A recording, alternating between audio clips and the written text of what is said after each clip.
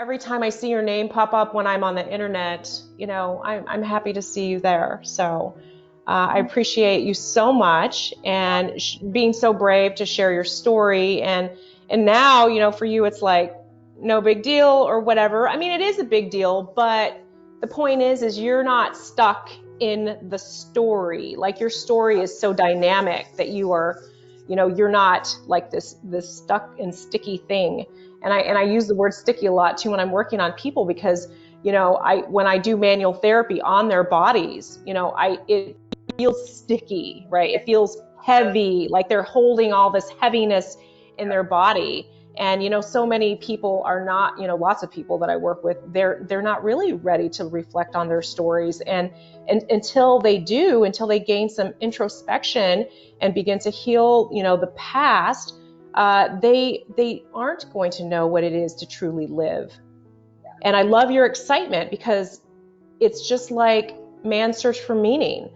Like for somebody to go through so much and still be excited about life on the other side and to still believe in humans. I mean, that's a big one, right? Like, oh my goodness, you got so violated by humans. I mean, some of the things that make me more sad than anything, because I come from a military background. I was never in the military, but I grew up in the military. And to hear about military sexual trauma, when I hear about our own people on our own team, like raping and sex trafficking women in our military, I mean, I can't even believe it, and some of those people have been my patients. And to still have faith in humans, I mean, that is a huge thing. And I, like you, I'm the same. I mean, the reason why I have made it this far and have survived this long is because I know that my biggest cheerleaders are in the spiritual realm, my angels and my guides and God and Jesus. And, I'm not waiting for humanity to be like my biggest cheerleader. I'm not waiting for that at all. And I think if we do, we obviously are going to experience just much more suffering because we're waiting for that approval, of other human beings, that we might completely miss the fact that we didn't even live our life purpose, right? And now you're at the end of your life and maybe you're miserable, right? Like there's nothing worse than dealing with a miserable old person who didn't really feel like they lived out their purpose and they didn't process any of their trauma. And that's interesting too, because one of the ways that I have people like look at relationships, and people are like, oh, like why should I bother? Like, they're not doing this for that. And I'm like, think about it like this: if you were to go on a journey with somebody and you see their grave and you see their tombstone, and you like, what would it say? Never loved, never felt loved, rejected, but how many people are in the grave that are like, I wish I could have known my purpose. I wish I could have filled my destiny. I wish I could have loved more. I wish I could have told that person what I really felt about them. And there's so many people that have died with regret. And it's like, I take a keynote off of Anne Frank, and she said, flowers are for those. She says, it's interesting that we give flowers to dead people because we do it or we say the nice things about the dead people because we have regrets. But she said the nice things and the flowers should be said to the living so they don't have to live with regrets, and that they know that they're loved. And I think that is so, I know I misquoted that. I know it's somewhere like in the middle of her book, and I know I like misquoted. I think it's on page like 37 or 38, but I know I completely misquoted that. But it's interesting though, because I think that this is what's important, is that we live as big as we can, and we can give grace, and we can forgive forgiveness. And I think that it is a tragedy when we see the plight of humanity, but we need to understand too that the reason that people are making these really horrible choices is because they're pain themselves.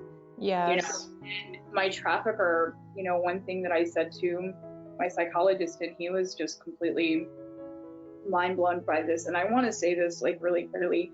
When I think about my trafficking experience, I see it from a child's point of view. I haven't been able to see it from an adult's point of view yet, because I think it's too big for me as a mom. And so when I think about the memory, I'm not an adult. When I think about the memory, I'm a kid. And so the forgiveness part of this isn't from my adult psyche, it's from the perception of a kid, because I can't put myself in that situation as an adult. I have not ever seen that situation from an adult. I've only seen it from the viewpoint of my age. Yeah. So when I talk about forgiveness, I want people to understand that this is my 3-year-old soul speaking from this experience, because I haven't been able to rationalize it as an adult yet. I haven't Right. I haven't put it together. Well, So, you know, a lot of times when I see, you know, just when I'm a witness to, you know, dysfunctional adult behavior, I mean, one of the ways that I can really just keep myself from being, let's say, annoyed by somebody who's really trying to provoke, let's say, a lot of tension or stir the pot, is that I'm seeing that person as their inner, you know, as their wounded child. yes. You know what I mean? They're an adult, Mm-hmm. but they're not acting out of an adult mindset. They are acting out of their wounded child. Yes. You know what I mean? So then I know that that's not really who they are. Yes, truth.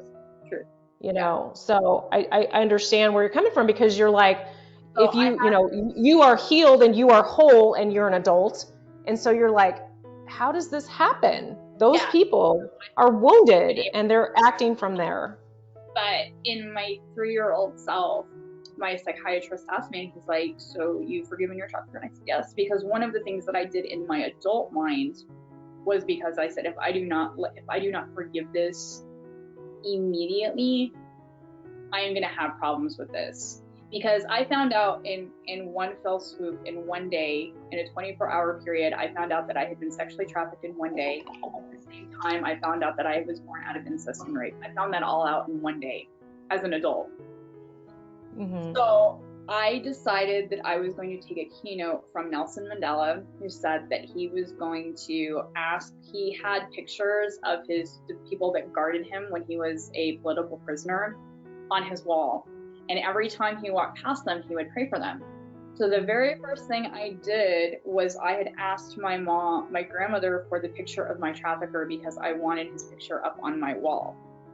Now, I think God was like, okay, she has like a really good heart, but he's like, I don't think that this is like maybe healthy for me. And so I don't know, the picture never got to my house. And so maybe it was because people were going to ask who that was. And I was like, and I guess maybe he probably figured out, like, yeah, she's too honest and too authentic. She's like, yep, that's my trafficker. I pray for his salvation. You know, no, this is not good for her. So I think God was able to, you know, figure out, like, no, we can't have people like knowing about this, like every time they walk into our house. So, but I do throughout my time frame, I do pray for him. And so during this time, I had made an effort at a certain period of time, like this was years ago, I picked a certain day and a certain time, and I would pray for him. And so I was talking to my psychiatrist, and he said, so how is your forgiveness journey going? Because he had just, you know, he just encountered me and he didn't know. And I said, well, I just really want to hug my trafficker, and I just want to tell him that it's okay. And my psychiatrist is like, what do you mean? And I'm like, well, this is the way that I see it. I said, he was able to traffic me, and that means that he must have had a really horrific childhood for him to be able to do that. And so I said, I feel bad for him. And I started crying, and I said, I can't imagine the pain, agony, and whatever his story was to do that. And I said, you know, I would like to go to a prison and just hug people that have done this to other children. And he looked at me like there was something seriously wrong with my brain, kind of. And he's like, I don't think you understand like what you're asking. And I said, but this is the thing. I said, when we see grace fully for what it is, I said, that's really what they need. They need their souls healed. Mm-hmm. And so The Shack, if you've ever read the book, I highly recommend it. Very, very good book. And I think it was interesting because the way that I referred to my children being kidnapped is I called it my shack moment. And it was a great sadness, and I felt this great sadness, and I knew exactly what the author Mac was talking about when he was talking about this great sadness. And so, but there's a scene where Mac is talking to Wisdom, and Wisdom shows him his story, and then Wisdom shows him his story, like of his dad. And then suddenly he became less judgmental, and he became softened to, wow, like this is like a cycle. And she's like, so where does it stop? Where does the punishment begin? And where does grace start? And all of this kind of stuff. And Wisdom was challenging him. And so when people ask me why, like, well, how can you possibly believe in a God? And how can you possibly have strong faith? And it's because love doesn't demand to be obeyed. And in the moment of my trafficker trafficking me, from the moment that he decided to do that, he could have chosen not to. And he could have chosen to follow God and do everything that's right, but he chose pain. And I said, the thing is God's heart broke, but I said he had a choice of evil or good. And I said, I have to make the same choice every day. Do I choose evil or do I choose good? Because I could easily choose evil, and I could choose to hate, everybody that does this. But I understand that there's something broken in them. And if I choose to look at the brokenness, then empathy has a doorway for me to step through it. And I have to choose empathy. I have to choose empathy every time, because if I choose hate, then technically I'm no better than my trafficker, because the sins that I've committed, it says that they're no different. And so I have to make sure that if I was to go down the path of hate, if I was to choose to go down the path of ignorance, then maybe that would have been my story too. And only by God's grace was I saved from that. And so it's a very complex thing to look at and to accept. And I know that it angers people sometimes when I say it like this, but love has to be your motivation, and it has to be the thing that motivates you to become better, and it has to be the motivation to forgive, and it has to be the motivation for you to with self-forgiveness. But when we make love the engine, so many amazing things happen. And you look at Somboun, who shook the hand of her guard, and she realized that she just saw him as this broken human being, and in a time of really tragic war. And and I sometimes think about that, like we look at the mess, like she's like, my life is like a weaving, she said, like an embroidery weaving. And she always would, and I've seen live interviews of her, and I love Tori Somboun. I can't wait to meet her one day. And she's like, on the back side we see all of the mess, but we don't see the weaving that God is preparing on the front side. And one day, we see the whole picture. And so right now we just have to be patient. And this life is preparing us for greatness that we can't understand, that we can't comprehend yet, but we have to trust the refinement. And that's how I see my story. It was just a refinement. It was a hard refinement. It would be a refinement that I wouldn't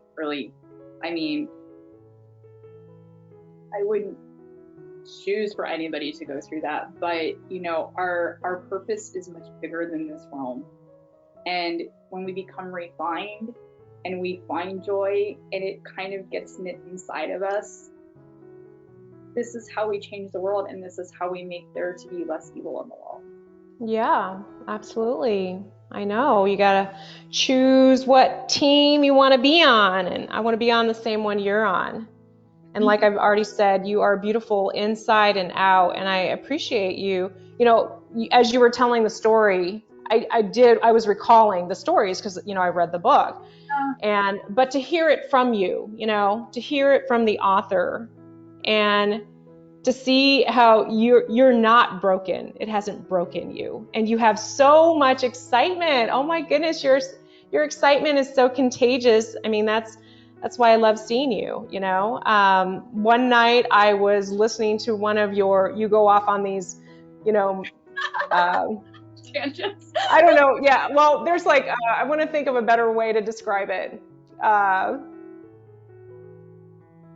There's this word that I'm trying to think of and I can't. It's kind of this, it's rambling, but it's not. It's with purpose, but it's like you're just saying, you know, whatever comes off the top of your cuff. You know, really what some people would call it, it would be like channeling, right? Like you're channeling a message, and you didn't, you know, you didn't have to outline it or anything, because it's like coming through you, right? Sometimes that's how it is, right? The Holy Spirit comes through you. And then when you're done with it, you're like, oh my God, I can't believe that came from me. Wow, that was pretty good. But one night I was listening to you doing one of those, and it wasn't live. You know, you had done it live, but I had listened to it after you had already posted it. Yeah. And I was on my way to going to bed, you know, and I had fallen asleep after that. But that night, like, you were in my dreams. I don't remember what the dreams were about, but you were in my dreams. And so here we are, and we're doing this interview. And for somebody that I met on Facebook, oh my goodness, you are so incredible. I just can't even believe, you know, some of the depth of the interactions that I've had with some of the people that I've met on Facebook. It's been incredible. So I am so glad that, you know, we kind of just ran into each other on our separate journeys, and now are talking about this, because I'd really like to talk to you outside of this interview, because, you know, I just want to talk to you a little bit about, you know, your physical health and some pelvic health, because I am really curious, like, you know, your experience and how, you know, even your experience could help other women. It's Women's History Month. That's one of the reasons why I was like, I need to get in touch with Elizabeth, because she would be like the perfect person to talk to. Just raising the vibration of, you know, ambitious entrepreneurial women who want to go out there and make an impact in the world. And yeah, don't wait and make excuses, you know, because we're in COVID and this and that, and we're all dealing with trauma. We all are dealing with, you know, something that is extremely challenging outside of our normal types of, you know, stressors of daily life. So yeah, there's no reason to wait. And you know, you developed a course, right, online. I did. So I have a course for people that are dealing with this. So what it is, it's a 6-week course. And what you get with me is you get 6 one-on-one sessions, you get 6 workbooks that are customized and done by me. So you actually get workbooks that are like specifically for your issue. And then you also get 3 ebooks, you get a copy of my book. And so it's basically for you to kind of test drive to see if I'm a good coach for you. And it's at a reduced rate. It's less than $200 USD. So it's just this really great way for me to input like some of my hobbit spirit into you and stuff, because I always think of it like, the reason that I call myself a hobbit is because I'm only 5'1", so I'm super short, and I always think of it like a journey. I think of it like a journey because, like, you know, here you are in the Shire, like in your comfort zone, and I'm gonna come with you, and I'm gonna take your hand, and I'm gonna take you to the mountain. You're gonna throw your baggage back, and then I'm gonna lead you back to the Shire, back into your comfort zone. So I always think of myself as like the little hobbit that's like taking you on your hero journey. So I refer to myself as a hobbit for this reason. That is hilarious. That is so funny, because, you know, honestly, I would have never imagined that you're like, you know, a tiny person. Like, your energy is so big. I just like imagine you like this tall, slender woman, like towering over me, because I'm 5'4" and I feel a little bit short, but oh my goodness. So I like to tell people, I'm like, yep, we're gonna go on a little journey from your Shire to your comfort zone. This whole like hero journey. And you know, it's interesting because sometimes I'll actually have clients act out like, okay, I want you to imagine that there's this massive sword, and this issue that you're having, I want you to imagine it as like your dragon, and I want you to make this dragon like whatever it is, and I want you to like slay your dragon. And so I do a lot of fun things with therapy that have like really huge meaning, and I bring in like allegories and stuff like that. So one of the ebooks that you get is sort of like all of these allegorical stories that have like really deep meanings, and I ask you, well, what is this, and what does this mean to you? And like, so there's this one journey with this it's the kimono maker, and this girl needs like this kimono, and so because she's she has like all of these issues because she was adopted. And so, this mom gets this beautiful kimono and puts it on her. And she then is like, and so the kimono maker is like, well, I'm going to call her to be a kimono maker one day. And so she ends up getting the calling, and she ends up making it like the other orphans. And so I asked like the client, like in the book, so what does your kimono look like? What does your purpose look like? What did the old lady say to you? And so I kind of do it like an allegorical thing where like there's like deep meaning inside of like these stories and stuff like that. I don't know. My husband thinks that there's like something broken in my brain. He's like, you don't think like a normal coach. He's like, you have this writing genius. He's like, I think sometimes you're a genius. He's like, I really think that he's like, nobody writes a book in 4 days. And I was like, well, he's like, that's not normal. And so when I told other people about this, they're like, this isn't normal. Like there's something different in your brain. But yeah, I do all of these like cool things, and I give them like journals and, just helping them to like explore. And then we go through the journals. And so it's this beautiful 6-week journey just to kind of start you on the path. I'm not everybody's cup of tea. I'm really not. But it's just kind of a way to, to see if you want to continue your journey with me. And then you get to choose either 6 months or 12 months. And then you get up to like 53 hours a month, like per session. So it's like up to like, I think like 5 or 12 sessions in a month when you do like the 12-week journey. And then you get like up to 52 workbooks in the year. And then you get like affirmations in each one of those workbooks. So then you have a full year of affirmations by the time you're done. And so, yeah, I just kind of make it fun and exciting. And then there's like little surprises throughout the way. And, we just talk. And then I also do family therapy, which is really awesome and super exciting. And so I also work with kids. Because I'm a big kid myself, if you can't tell, right? I think it's so important to be in touch with your, child self. It is. I love working with kids. They are so much fun. And so I help them, kind of process trauma and, do all of these other things with them as well. So it's an awesome, it's so funny now because like my business is growing. I have like clients that are being referred to as all the way from Australia, and just like, I don't know.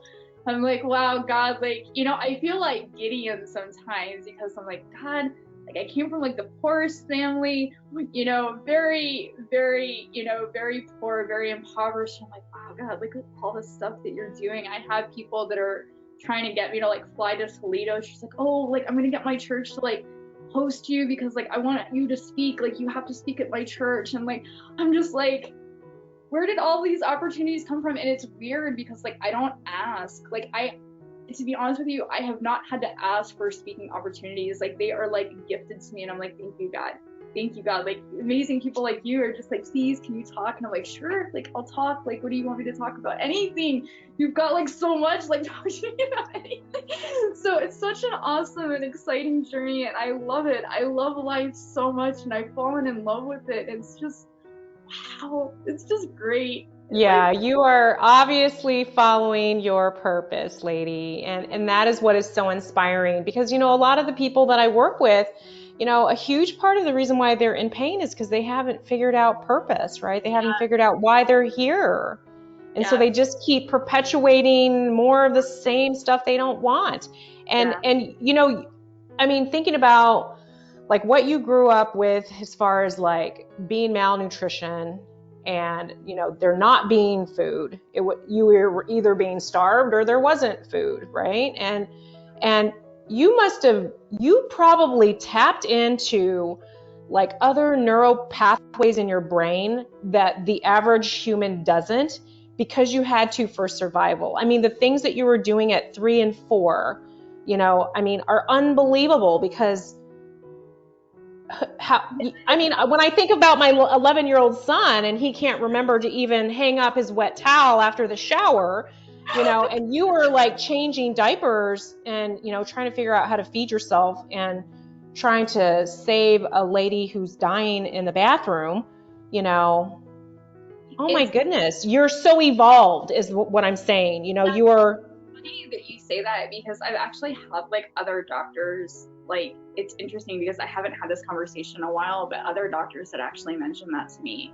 because they actually, so I was suicidal for like a really long time, which is something I really don't like to talk about because I feel kind of like I failed during that time of my life. Not that I failed, but I didn't quite catch on to the purpose thing yet. You know, I was healing, but I wasn't like, I was confused. I was really confused because I felt like God had made a mistake, and I feel really ashamed of saying that. But it's part of my story, and it's got to be a little bit addressed.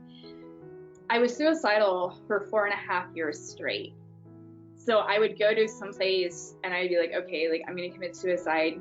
I would have my plan written out, and God would talk to me and he'd be like, well, what do you think is gonna happen next after you commit suicide?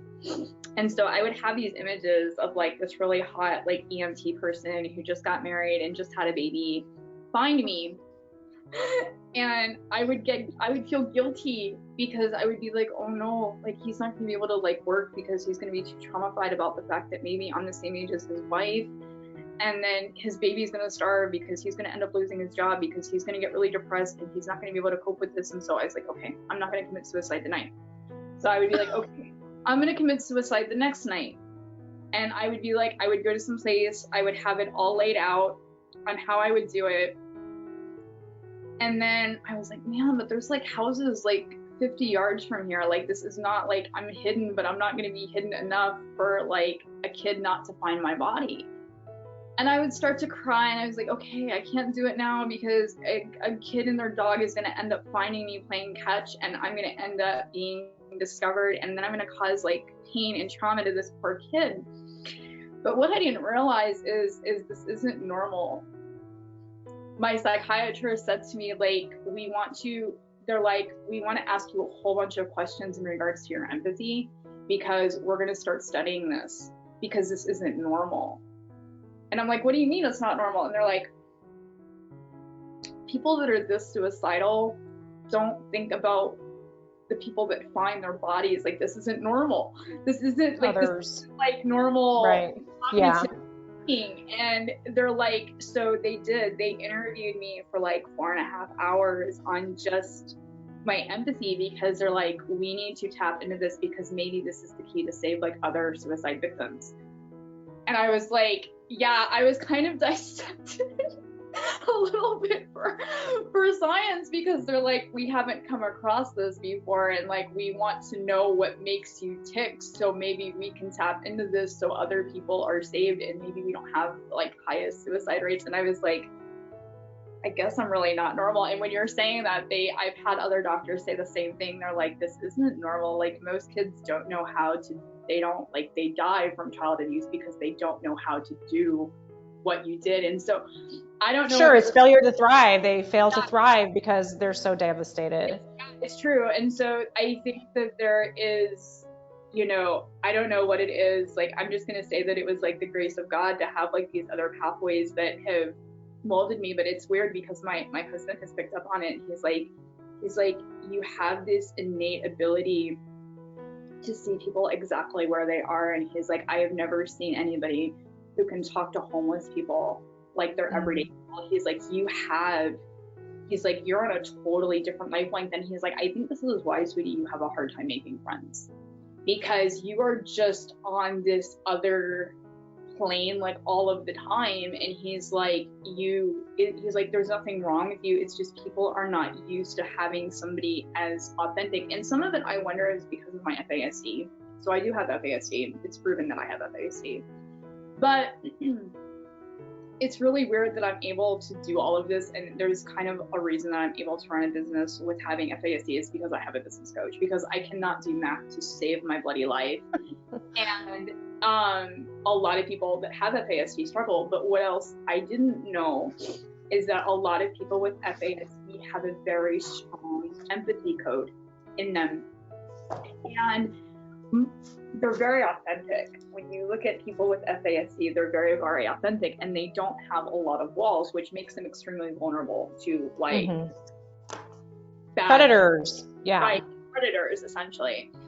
And so it's really weird because my husband thinks that part of the reason that I have like basically no walls is he's like, well, it makes sense now. He's like, you have FASD, and he's like, this is probably why you're so authentic. And he's like, now that you're healed, he's like, all of this like cute ball full of energy is able to shine through is because you don't have any walls because of having FASD. So it's kind of weird because like the thing that probably a lot of people thought was going to crush me was the same thing that God used to give me a really great life coaching business. And I didn't know that. You know, when I was younger, like people were like, she's not going to make it. Like there's nothing that she's really good at. Like she's not very athletic. I was struggling with mathematics, but they're like, wow, she's like excelling in history and English. Mm-hmm. And so what do I use with my life coaching? A lot of history and a lot of English. And I think that it's so funny because people are like, you know, we write people off too soon. You know, even with like people with like Down syndrome, if you haven't checked out Candidly Kind, you need to check out Candidly Kind. There is a awesome young adult. She has the extra chromosome. She reminds me a lot of me in a lot of ways. And you know, she's running a business, and her entire business is t-shirts that she designed herself, and it's all about, you know, doing kindness. And her name is Grace, and it's amazing because she's inspiring like fourth graders to have kindness, and she's giving all of this money away to like organizations, and her family's like, well, tell them where you got the money for it. And she's like, my business. And she's just like all excited. And we do not understand, you know, I love the verse in Psalms that says, God makes the foolish things in life like above like wise people. And it's like he's like, God brings out the foolishness to like make people wise. And I look at my life and I'm like, this is exactly the situation. Like I would never have imagined even 10 years ago that I would have had my own business, that I would be being requested to speak on so many different platforms, that people like gravitate towards me, like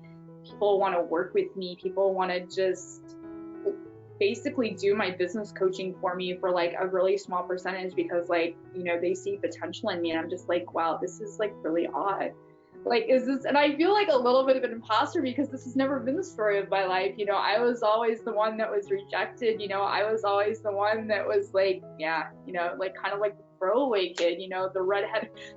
It's funny because I used to have red hair, you know, the redheaded freckle kid, you know, and it's like, you know, we don't want her, you know, she's, you know, the redhead of the family. But it's really amazing to see how God used so many different things, my FASD, just different neurons, the empathy, and like, and I realized that this is probably why my story is so amazing to even doctors and psychologists, because they're like, this isn't a normal story. You know, this isn't normal. Like most people wouldn't even have survived like the first 4 years of their life living in circumstances like this. And I think that it's really awesome that you like picked up on that, because I've never actually had anybody mention that in an interview before. I was like, wow, like this sounds familiar. Like doctors have talked to me about this. Have you been hearing about, you know, I mean, well, when I was younger, I always felt like the odd one. And we probably are, you know, very much alike in many ways.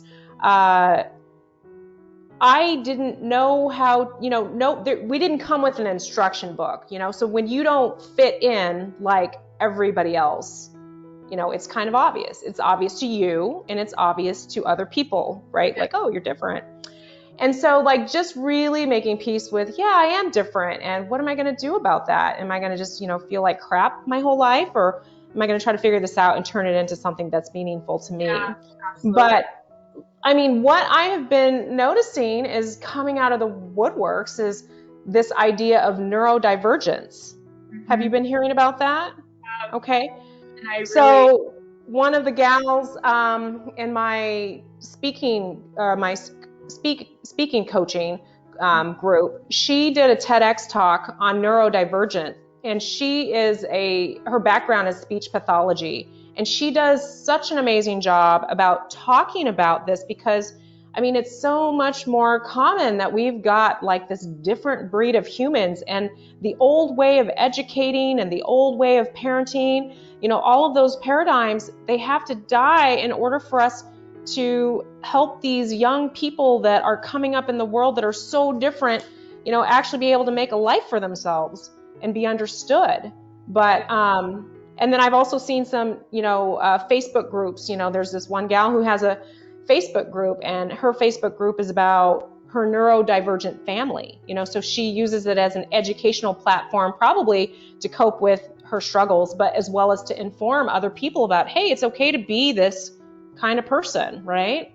Absolutely. It's interesting that you mentioned the pathology, because one of the things that even my biological family really knew from a very early age is that I was extremely different. So there, I think I talked about it in the book a little bit too. So my mom, one of the very first key memories of her knowing that I was different was they were her and her friends had taken me to McDonald's, and they were talking about politics. They were talking about politics, and they looked at me. I was maybe 3.5, and they thought like I was gonna say something stupid, or, you know, not like have an opinion about this because I was super, super little. And my mom was blown away, and she was like, you had a full-blown conversation about how you felt about the politics, what should be done about the politics, and like we were just like staring at you, like thinking like, what the heck is going on? And it's really interesting that you say that, because I really think that the, you know, the way that I was able to process just my adoptions in general at 11, people have told me like that's not normal for kids to try. I agree. Like when you were telling me the story today about how you were trying to keep from getting adopted, and you were like trying to, you know, give them the rationale of why they shouldn't do it. So your verbal and, you know, your language skills, you had advanced verbal skills when you were 3 and 4 years old. And I understand that because my son is like that too. When he was 3 and 4, 2, like probably from the age of 2, like he always wanted to hang out with older kids, because the kids that were his age, he couldn't have a conversation with them. He would rather talk to their mom and dad than to talk to their little kid that was the same age as him. And I would be like, come on, let's go, because, you know, they have their own kids. They have to take care of their own kids at the park, you know, and here I am pulling him away from, like, you know, bigger kids and adults because he wants to have a conversation. Yeah, it's very interesting about that. And, you know, and I think that it's important for people to understand like their kids' gifts, and not to, you know, homeschooling. You know, a lot of people ask me about like the homeschooling paradigm, and this is what I say about that. This is my take on it. Okay, so yes, I am an abused homeschooler. This is my, if I can get like a little bit of my opinion, I guess. Like I don't normally give my opinions out too much when it comes to this kind of stuff. This is my opinion on it. I agree with homeschooling because you can really infiltrate on gifts. So if I had just been homeschooled on history, politics, and English, I probably would have thrived in a political field. There's no question about that at all. But the issue that I have with homeschooling is the fact that there are too many homeschoolers that are in my situation that are being abused, that are being I mean, thankfully, like my family wasn't that like off the grid when it came to that kind of thing, because that could have been even more devastating if they had been in some sort of like sex cult or whatever attached to, you know, the religion. Mm-hmm. But I'm very, very thankful that that was not part of my story. But there are kids that are being abused, starved, sometimes even sexually trafficked, that are in the homeschooling realm, and there is no help for them. Mm-hmm. So I do think that there needs to be agencies, and I do think that kids that are homeschooled, they need to be registered as a homeschooling family, because I think that it needs to be saying, okay, like what are you educating them on? You know, are they meeting at least whatever they're gifted in? Are they meeting those scores? Are you like really nurturing those gifts? You know, fine if you're not like concentrating so much on like the sciences and math, but are you concentrating like, okay, if they're really good at music, are you helping them compose? Are you getting the equipment that they need to compose like at an early age? Or, you know, are you doing all of these things? Because the reality of it is there needs to be some sort of accountability to the people that are being abused as homeschoolers. There needs to be some sort of safety net for these kids, because I was kind of blessed that I only got 6 years with my family, but my brother got 8. They sent an autistic kid to war because they labeled him as rebellious and never took him to a doctor. Oh my. He did 4 years. He did 4 years in war, like full on deployment in war in Iraq. And the military found out that he was autistic, and they're like, well, what the heck do we do? Because we've never had an autistic person in the military before. Who do we sue his parents? Like, how do we help him? Like, and they don't even know how PTSD is even registered in the autistic brain, because they're like, this isn't supposed to happen. And they're like, we've made a mistake. What happened here? And so that shouldn't be the case. I mean, you know, there needed to be, you know, people interfering and saying, no, like, he's not being rebellious, he's autistic. Yeah. There needs to be safety nets, but I am totally for, you know, if you have a kid that's like, you know, gifted in language and stuff, yeah, you know, put them in debate, you know, put them in places where, you know, those gifts excel, but be very, very careful about, you know, being overly religious. Like, I mean, I'm religious, but it's not like in the religious, I have a really good relationship with Jesus Christ, but I'm not like, you know, I would never use Bible verses as a weapon against my kids, and I would never force them to memorize verses that make them Sure. Right. Like you said, the religious and spiritual abuse, that is some of the worst, right? Yeah. And honestly, one of my patients that I worked with in the past, I mean, probably the worst, you know, there was no sexual abuse or anything, but it was all really religious and spiritual abuse. And my goodness, this is one of the most messed up people that I've ever known. And even, you know, even some of the kids that I grew up with, because I grew up in religion and I went to private Christian schools for like 20 years. And, you know, I made it out okay because I was like you, I didn't get stuck in that trauma. You know, it happened to me, and then I moved on. But some of the things that happened to some of the kids that I grew up with, you know, just very devastating things, unbelievable things that have happened because of religious abuse. So there needs to be checks and balances, I think, when it comes to the homeschooling community. And the thing is, it's not because of Big Brother coming after you, but it's like, if you're not abusing your kids, then what is it that you're trying to hide? Yeah, right. You know, like just figuring out like what's going on at home with you and all those kids over there. You know, somebody needs to check on that. And I think the thing that frustrates me too with the homeschooling community is like, when I tell them like about my story, it's like they always minimize it and say, well, that's not the norm. And this is the only community that I have found where like my abuse is not seen as abuse, and it's not like they're not even deconstructing it and being like, they're not even asking me questions about it. It's just, they just shut me down and be like, well, that's not the norm. We don't want to hear about it because it's not the norm in this community. And it's like, you have like the opportunity to really nurture and nourish your children in their gifts. But at the same time, you also need to make sure that, you know, your kids are meeting, you know, the standards to actually be able to go to university, because there are so many kids that are homeschooled that can't even read above an 8th grade level. And that's not fair, you know, because that's educational abuse, you know. And I think there needs to be more of a thing with that. But you know what? I so enjoyed this. You are such a blessing. I know. We'll chat again some other time. I know, because let's see.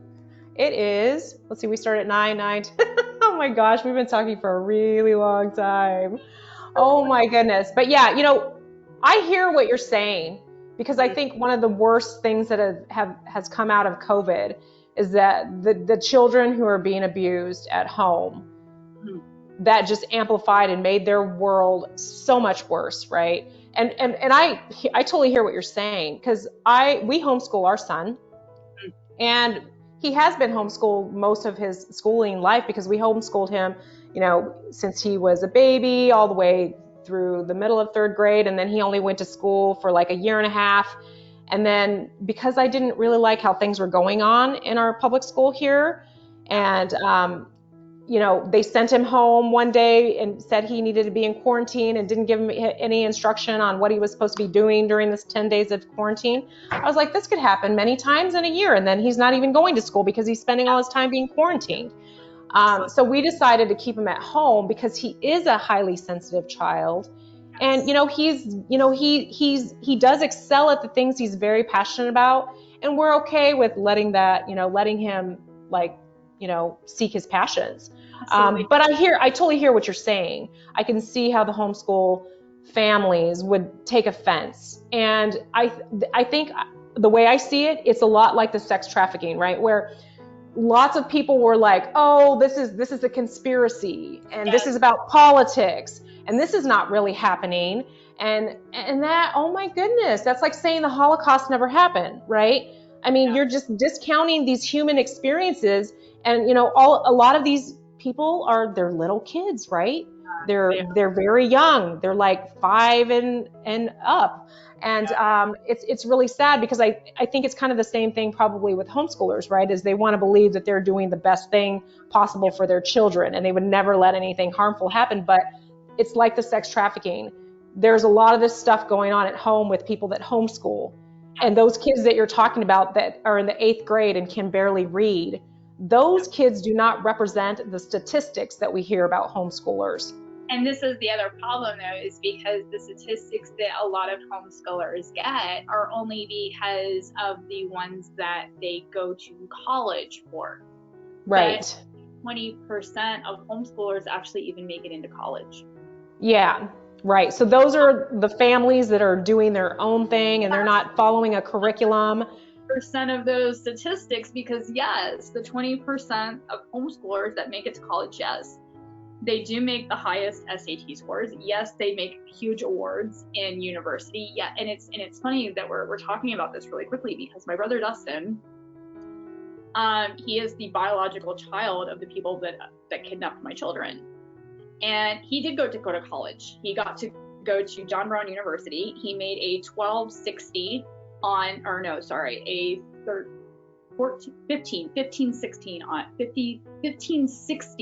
on his SATs. When he went to university, they were like, wow, like you're getting this, and this scholarship because his SATs were extremely good. He got honors. He got awards. He did, he has this amazing business. He works for movies like God's Not Dead 2 and 3. Like he's a movie editor. That's what he does. He does like all of the graphic designs for movies. He did all of the House of the Witch, all of like some really big ones that actually made it onto Netflix and stuff. So when you look at his statistics, because that's where his statistics are pulled from, yes, it looks like he is the star pupil of homeschooling, of course. But what about my statistics? Right. My parents forced me to quit school in the 8th grade. They didn't even allow me to even get a GED. I had to pay for that myself when I was out of their house. They sent my brother to war. This is the exact same family. So where do my brothers and my statistics fit into this homeschooling statistics where we were extremely abused? Mm-hmm. But, he's part of the, John Brown alumni in Arkansas. So obviously he's doing great. He's rubbing elbows with all of the people in the in the commerce world of, I think it's in Fayetteville, Arkansas. So, obviously he's doing great, but where are the statistics saying that, wow, like, well, what about the other 2 siblings that you had in your house? Like, where are their statistics?